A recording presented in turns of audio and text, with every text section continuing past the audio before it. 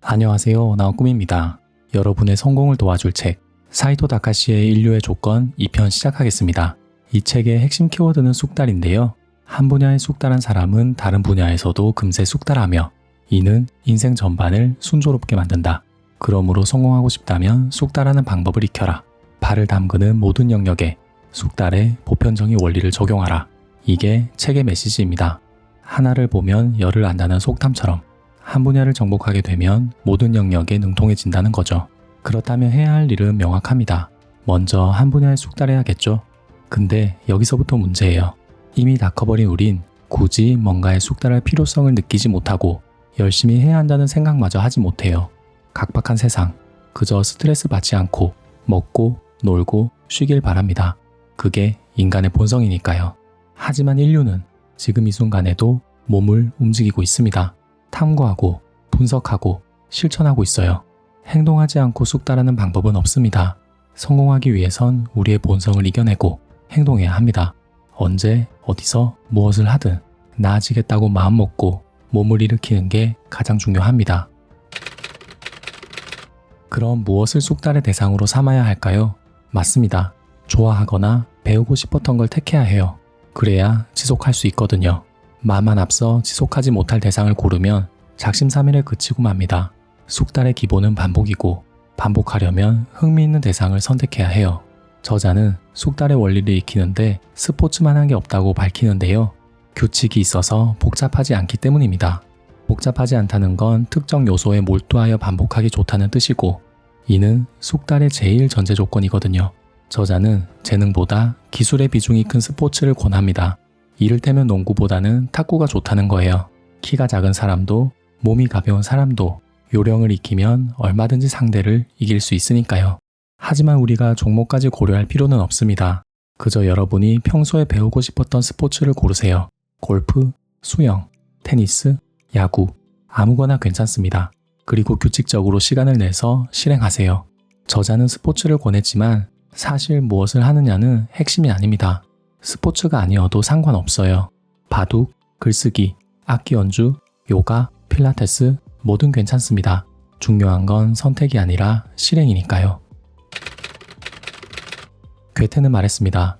역량을 높이고 싶으면 축소판에서 연습하라고요. 축소판이 뭐냐고요? 표현이 조금 생소하지만 뜻은 어렵지 않습니다. 쑥달에 필요한 행동을 세분화한 뒤 중요한 행동에 시간을 들이라는 거예요. 수영을 예로 들면 물에 뜨는 데만 해도 다양한 변수가 영향을 미치잖아요. 숨 참기, 배에 힘주기, 팔다리 뻗기, 고개 들지 않기 등 다양한 요소가 영향을 미칩니다. 이런 여러 가지 요소 중에서 가장 필요한 걸 포착하고 그것에 집중해서 하나씩 마스터하라는 거예요. 하지만 여기서 기억해야 할 점이 있습니다. 그냥 행동한다고 쑥달되진 않는다는 거예요. 쑥달하려면 의식적으로 반복해야 해요. 얼마나 배에 힘을 주는 게 좋은지, 발등은 어떻게 뻗는 게 좋은지 신경을 쓰면서 시행착오를 거쳐야 합니다. 저자는 테니스를 시작한 후배의 경이로운 성장을 회상하며 그가 실력을 키운 방법을 말합니다. 그는 여러 가지 기술에 순서를 매기는데 명확한 기준이 있었다. 자신이 원하는 스타일을 명확히 인식한 뒤 그 스타일을 완성하는 데 있어 가장 사용 빈도가 높은 기술을 집중적이고 철저하게 연습하는 방식이었다. 저자는 덧붙입니다. 특정 동작을 언제든 자신있게 구사할 수 있게 만드는 것을 기술화라고 한다면 이 기술화는 철저한 반복 훈련을 통해서만 이룰 수 있다. 기본기 중에서 가장 중요한 몇 가지를 꼽아 집중적으로 훈련하는 것. 그것이 바로 기술화의 요령이다. 너 자신을 알라는 소크라테스의 명언은 지금도 여전히 유효합니다. 쑥달하기 위해선 스스로를 객관적으로 바라봐야 하는데요. 이견의 견. 저자는 눈은 앞에, 마음은 뒤에 두라고 말하며 무대 위 내 모습을 관객의 입장에서 바라보라고 조언합니다.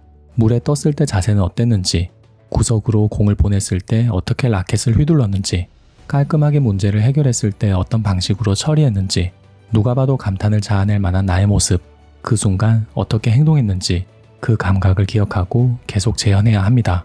이는 특정 행동에만 국한되지 않아요. 우리는 일상 속에서 드문드문 최고의 순간을 보냅니다. 동료가 불러도 모를 만큼 일에 몰입하고 배우자의 이야기에 귀를 기울이고 차분히 책장을 넘기고 운동복을 챙겨 입습니다. 이런 최고의 순간을 만들어준 요인은 무엇인가요? 여러분은 어떨 때 긍정적인 생각과 생산적인 활동을 하시나요? 푹 자고 난 뒤, 명상을 한 뒤, 샤워를 한 뒤, 따뜻한 차를 마신 뒤, 또는 공원을 걸을 때, 서재에 앉았을 때, 좋은 사람을 만났을 때처럼 여러분을 최고의 모습으로 만들어주는 기폭제. 여러분이 만약 제3자의 시선으로 여러분을 바라본다면 가장 먼저 무엇을 하라고 말해주고 싶으신가요? 여러분의 감정을 고양시키고 하루를 충만하게 만들어주는 행동, 그리고 그 행동을 부르는 행동. 최고의 퍼포먼스를 보여주기 위해선 나 자신을 파헤치고 근원을 들여다보는 연습을 해야 합니다. 정리하겠습니다. 인류의 조건 2편의 주제는 숙달하기 위한 방법과 마음가짐이었습니다. 무엇보다 먼저 특정 분야에 숙달하는 게 관건이며 이를 위해 흥미로운 대상을 골라 실행하라고 말씀드렸습니다. 내게 맞는 스타일을 찾고 중요한 요소를 집중적으로 반복 실천하면서 숙달을 향해 나아가세요. 그리고 내가 봐도 내가 마음에 들었을 때 나는 어떻게 행동했으며 그 행동을 촉발시킨 요인은 무엇이었는지 인지하고 활용하라고 말씀드렸습니다.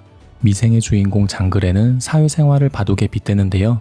인물을 평가할 때도 상황을 판단할 때도 바둑의 격언을 떠올립니다. 왜냐하면 장글애가 바둑에 숙달했기 때문이죠. 한 분야의 숙달은 다른 분야를 바라보는 시각을 넓히고 삶의 응용력과 적응력을 키웁니다. 우리가 무엇을 하고 있든 지금 이 순간이 미래에 영향을 미치고 있다는 점을 잊지 마시기 바랍니다. 그게 어떤 행동이든 말입니다.